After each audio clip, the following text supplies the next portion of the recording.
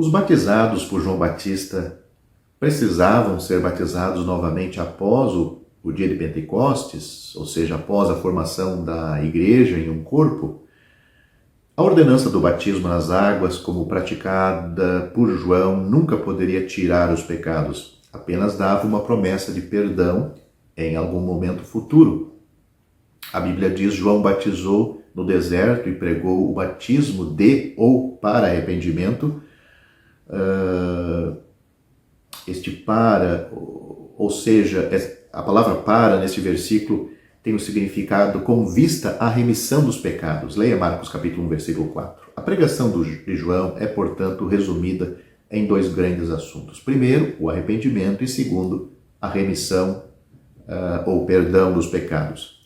O arrependimento era, é claro, da parte do pecador. João exigia de todos os que procuravam, de todos os que o procuravam, que mudasse de ideia e abandonasse seus pecados. Ele pregou o batismo de arrependimento. Não foi o batismo que garantiu o perdão. O batismo foi apenas o sinal externo da mudança de mente que tornou o perdão possível. O perdão vinha de Deus e a intenção de mudança, de arrependimento, vinha do pecador. Foi um reconhecimento por aqueles que se submeteram a isso, que eles mereciam nada menos do que a morte e o julgamento. A remissão dos pecados era da parte de Deus. Os escribas estavam corretos quando disseram: quem pode perdoar pecados senão Deus? Eles falaram isso, está registrado em Marcos capítulo 2, versículo 7. Esta remissão devia ser recebida do Messias vindouro. O batismo de João foi, portanto, preparatório para a manifestação de Cristo. Por outro lado, o batismo cristão é uma confissão pública daqueles que já foram perdoados. No batismo cristão, confessamos que morremos com Cristo. Consideramos a morte de Cristo como nossa morte.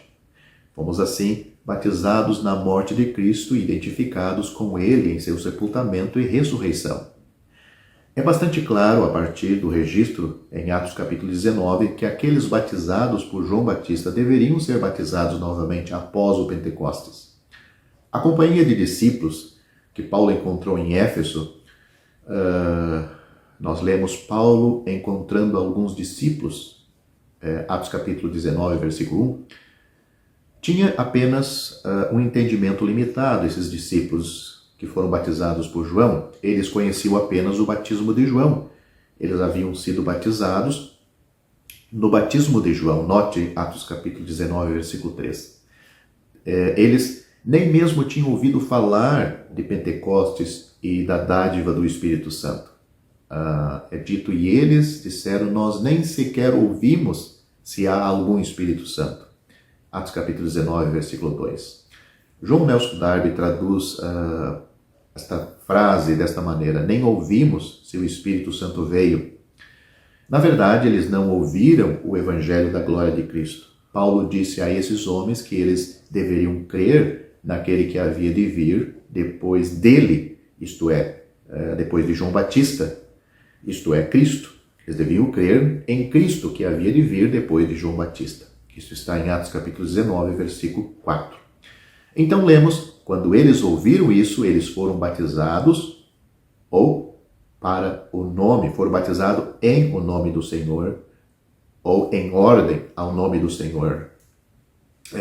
Atos capítulo 19, versículo 5. Assim, eles se submeteram ao batismo cristão. O apóstolo Pedro, falando aos religiosos da sua época, religiosos, mas não salvos, que fora de Cristo não há salvação. Note o que ele disse: e em nenhum outro há salvação, porque também debaixo do céu nenhum outro nome há dado entre os homens, pelo qual devamos ser salvos. Isso está registrado em Atos capítulo 4, versículo 12. É somente sobre esta base e nenhuma outra que você pode ser salvo. Se você deve ser salvo, então o pesado fardo dos seus pecados precisa ser removido. Se o pesado fardo precisa ser removido, a pena pelo pecado precisa ser aplicada em alguém. Se a pena pelo pecado precisa ser aplicada em alguém, então Jesus precisava morrer, pois a pena para o pecado é a morte. Você não poderia suportá-lo sem perecer miseravelmente. Assim disse o apóstolo João: pelo seu nome vos são perdoados os pecados. 1 João capítulo 2, versículo 12. Não pelas obras que você possa praticar, nem pela sua moralidade, mas pelo nome de Jesus. A resposta não poderia ser mais simples. A misericórdia flui hoje mesmo.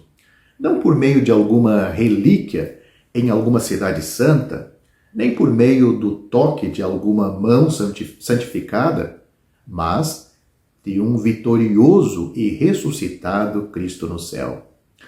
Pode-se ter acesso a Ele estando em qualquer lugar. Toque nele, ou, em outras palavras, se preferir, creia nele e você será salvo. É somente pela fé. As Escrituras são conclusivas quanto a este ponto. A salvação não é por meio das obras, nem por fé e obras combinadas, mas somente pela fé. Note o que as Escrituras diz sobre isso de uma maneira clara, transparente, que até uma criança pode entender. Porque pela graça sois salvos. Porque pela graça sois salvos por meio da fé. Isto não vem de vós, é dom de Deus. Não vem das obras, para que ninguém se glorie. Esses dois versículos claros e maravilhosos estão em Efésios, capítulo 2, versículos 8 e 9. Mas preciso alertar que há ou existe multidões de pessoas que creem no que ouvem acerca de Cristo e do Evangelho, mas que nunca creram confiadamente no Senhor Jesus para a sua salvação. Talvez você diga admirado: o que quer dizer com isto? Não parece haver muita diferença? Pelo contrário, existe uma diferença da máxima importância. Suponhamos que eu esteja a passear com um amigo numa das ruas principais de alguma grande cidade. O meu amigo, numa certa altura dessa caminhada, ele me diz: você vê aquele grande edifício na esquina, com uma tabuleta de metal? Respondo afirmativamente. Ele diz novamente: bem, é ali que fica o maior especialista em doenças do coração. Vem doentes de todos os pontos do país para consultarem com ele.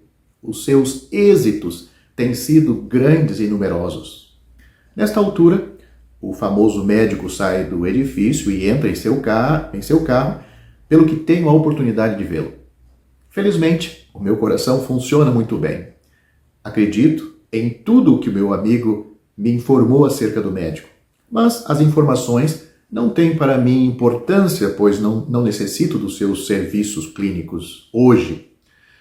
Suponhamos, porém, que poucas semanas depois desta conversa, eu adoeça de repente com fortes crises cardíacas.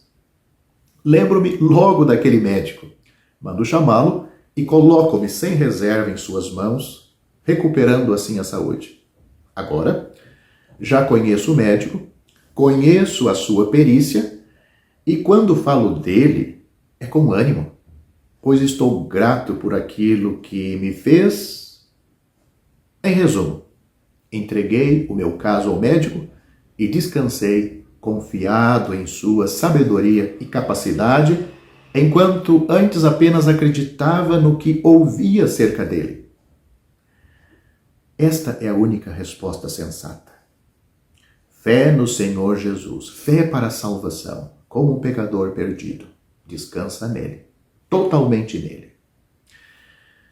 Mas cuidado para não perder sua alma eternamente só por causa desta pequena questão. O tempo. Ou quando?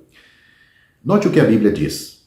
Eis aqui agora o tempo aceitável. Eis aqui agora o dia da salvação. 2 Coríntios capítulo 6, versículo 2, note, agora é o tempo aceitável, agora é o dia da salvação.